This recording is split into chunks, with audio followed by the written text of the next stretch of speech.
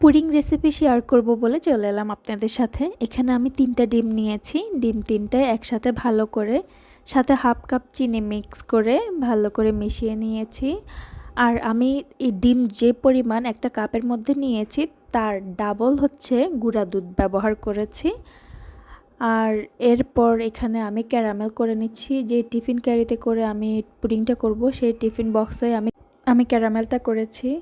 তারপর ডিম আর চিনির মিশ্রণের সাথে আমি যে দুধটাকে গুলিয়ে রেখেছি সেটা একসাথে দিয়ে ভালোভাবে মিশিয়ে নেব।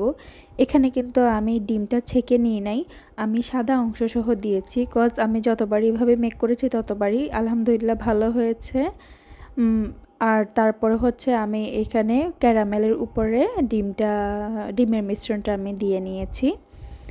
যাই হোক, এটা আমি আজকে বানাবো হচ্ছে চুলার মধ্যে।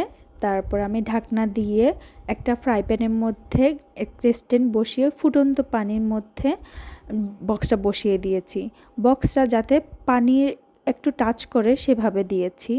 এরপরে 25-30 মিনিট পরে এই অবস্থা ফুলে উঠেছিল অনেকটা। তারপর ঠান্ডা হয়ে যাওয়ার পরে আমি এটাকে কেটে এভাবে ঢেলে নিলাম। আর দেখতে পাচ্ছেন কি সুন্দর অসাধারণ কালার হয়েছে, আর ভিতরেও খুবই সফট মানে মসৃণ হয়েছিল।